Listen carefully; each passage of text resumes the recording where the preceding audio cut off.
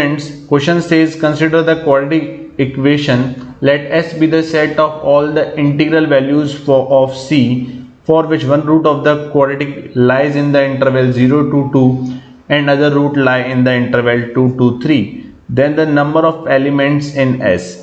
ठीक है, तो स्टार्ट करते हैं क्वेश्चन।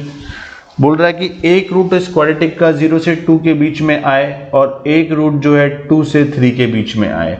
ठीक है, तो देखो हमने क्या करा, पहले लीडिंग कोएफिशिएंट के बारे में हमें साइन पता नहीं है कि C-5 जो है पॉजिटिव भी हो सकता है, नेगेटिव भी हो सकता है।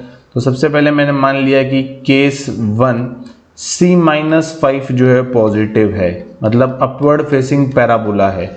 ठीक है, अगर अपवर्ड फेसिंग पैराबोला है तो पैराबोला कुछ इस टाइप का होगा। अब बोल रहा है कि एक रूट जो है 0 से 2 के बीच में है, ये 0 मान लिया कहीं और ये कहीं 2 अज्यूम कर लिया। ठीक है, एक रूट जो है ये देख रहे हैं आप 0 से 2 के बीच में आ गया। दूसरा रूट 2 से 3 के बीच में, मतलब कुछ 3 कहीं यहाँ मान लेते हैं, तो ये दूसरा रूट 2 और 3 के बीच में आ गया। ठीक है सिचुएशन। अब ऐसा हो तो हमें S में कितनी इंटीग्रल वैल्यूज आएगी ये बतानी है।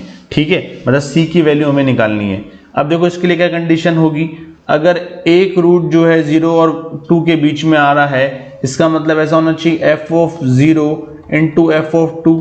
क्लियरली दिख रहा है f(0) तो कैसा है, पॉजिटिव है, f(2) नेगेटिव है, तो इनका प्रोडक्ट कैसा होगा, नेगेटिव।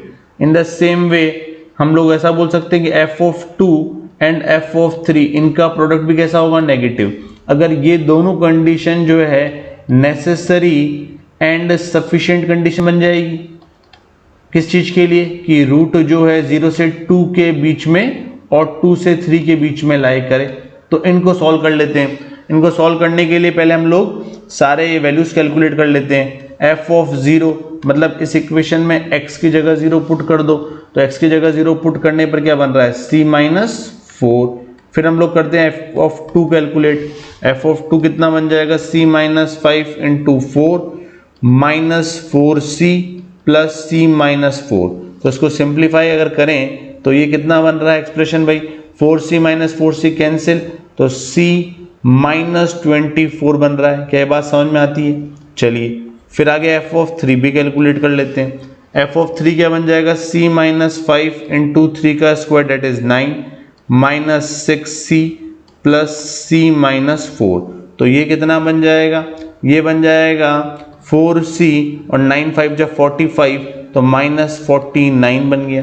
ये बात क्लियर हो रही। चलिए ये तीनों वैल्यूज उठा के अपन ने यहाँ पे पुट कर दी, तो हमारे पास क्या कंडीशन आ जाएगी, इससे कंडीशन आ रही है C-4 into C-24 less than 0 and दूसरा कंडीशन हो जाएगा C-24 into 4C-49 less than 0। इन दोनों को हम लोग नंबर लाइन पे मार्क कर देते हैं। नंबर लाइन पे अगर आप ध्यान से देखें तो क्रिटिकल पॉइंट आ रहे हैं 4, एक तो 4 आ रहा है कहीं पे, एक आ रहा है 24। तो फर्स्ट वाले का आंसर तो हो गया 4 से 24, राइट। चलिए सेकंड वाले का आंसर देखते हैं, बोल रहा है 24 से 49/4। 49/4 अप्रोक्सीमेटली कितना हो गया, 12 पॉइंट समथिंग, तो मतलब कहीं यहाँ बीच में आएगा 49/4 और दूसरा 24 ही है, तो उसका आंसर तो हमारे पास ये हो गया, इसके ओवरलैप कर गया।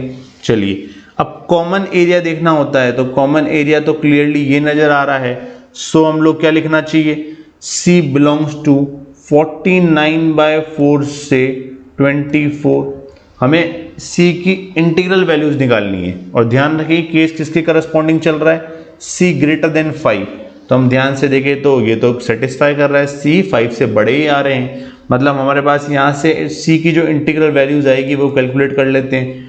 12 पॉइंट समथिंग होता है ये, तो 12 से ज़्यादा मतलब 13 से स्टार्ट होंगे, 13 14 कहाँ तक चलेंगे ऐसे 23 तक। तो बेसिकली ये C की कितनी वैल्यूज हो गई, number of values of C, number of values of C equal to कितना हो गया भाई, 11 वैल्यूज हो गई। ये बात समझ में आ रही है। अब हम सोचेंगे केस 2 की तरफ। देखो केस 2 हम लोग यहीं से देख लेते हैं। केस 2 में क्या होगा कि C लेस देन 5 होगा और बाकी जो है ये दोनों इनइक्वालिटी तो सेम ही रहने वाली है। जब ये, क्योंकि हम लोग क्या करेंगे, ग्राफ उल्टा बन जाएगा, तो ये दोनों इनइक्वालिटी सेम ही रहने वाली है, तो सॉल्यूशन तो यही आएगा। अब c लेस देन 5 के अंडर इस सॉल्यूशन में तो कोई आंसर आ नहीं रहा, मतलब उस केस का कोई आंसर आने वाला ही नहीं है, तो हम लोग समझ गए कि आंसर जो है C11 ही है, मतलब 11 वैल्यूज ही पॉसिबल है। So the correct answer for this question is option A. Thank you.